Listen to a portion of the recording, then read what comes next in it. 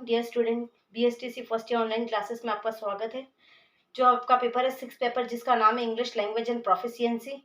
उसके अंदर जो हम आपकी यूनिट पढ़ रहे हैं वो फर्स्ट यूनिट है स्पीकिंग, और कल हमने पढ़ा था लिसनिंग और स्पीकिंग, यानी दोनों लिसनिंग और स्पीकिंग दोनों हमेशा साथ में ही चलने वाली प्रक्रिया है। तो किस प्रकार से ये प्रोसेसिंग करती है, आज इसका प्रोसेसिंग का मैं आपको एक चार्ट के द्वारा बताऊंगी। एक आपका माइंड मैपिंग होती है जिसको हम बनाते हैं, तो कोई भी चीज़ को एक्सप्लेन करना इजी हो जाता है। तो माइंड मैपिंग के जरिए मैं आपको बताऊंगी जो लिसनिंग और स्पीकिंग की जो प्रोसेस चलती है वो किस तरह से चलते हैं। तो देखिए, सबसे पहले है आपका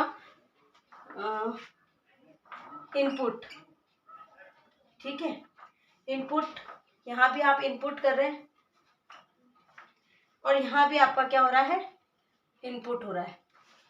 अब यहाँ जो है वो आएगा आपका सेंडर, एनकोडर, यहाँ आएगा आपका मैसेज, और वहां आएगा रिसीवर, डिकोडर।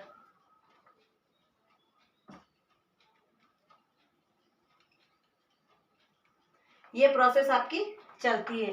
ये चला आपका एक चैनल एस, और ये आपका दूसरा चैनल, यानी कि सेंड एंड रिसीव, और यहां पर भी चलेगा आपका सेंड एंड रिसीव। यानी कि जब आपकी लिसनिंग और स्पीकिंग की जो प्रोसेसिंग होती है, लिसनिंग और स्पीकिंग की दोनों की जो आपकी प्रोसेसिंग चलती है, तो उसमें क्या होता है आपका, सबसे पहले हम कोई भी चीज़ को क्या करते हैं, हम इनपुट करते हैं। इनपुट आएगा, तीनों चीज़ों में आपका इनपुट आएगा। अब सेंडर एनकाउंटर, सेंडर ने जो भेजा, ये चैनल आपका बना, ये मैसेज आपका हुआ, ये रिसीवर का डिकोड हुआ। तो ये सेंड और रिसीव हुआ। यहाँ पे भी सेंडर के पास जो भी इंफॉर्मेशन थी उसे भी पहले मिली गई, तो उसने उसको, उस मैसेज को डिकोड किया। यहाँ पे एनकोडर और डिकोडर जो है आपका वो होता है सेंडर यानी कि भेजने वाला, और रिसीवर यानी कि प्राप्त करने वाला। तो दोनों चीज़ों में क्या होता है, वो चीज़ों को सुनता है और बोलता है।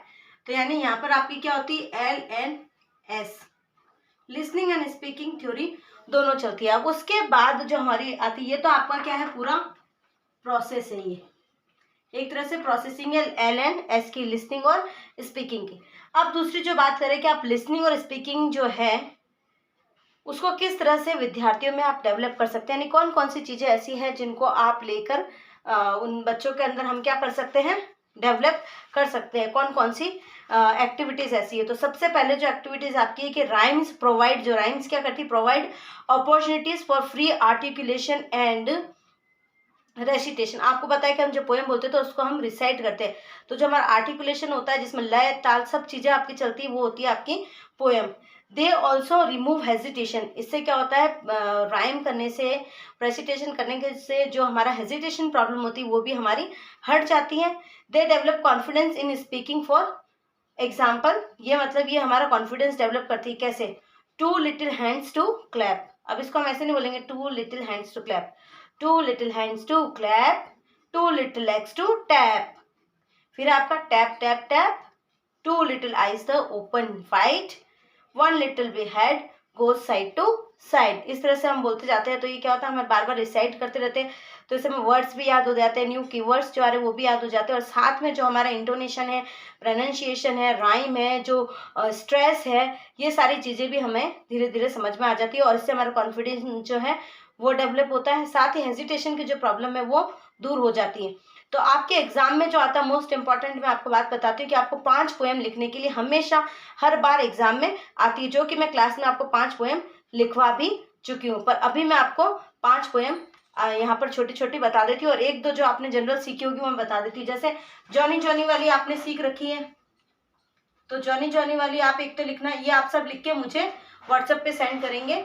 कम से कम 5 पोएम आप लिखकर मुझे सेंड करेंगे। इसमें से मैं आपको एक दो बता देती हूँ। जैसे I am a little T pot, I am a little T pot, ठीक है।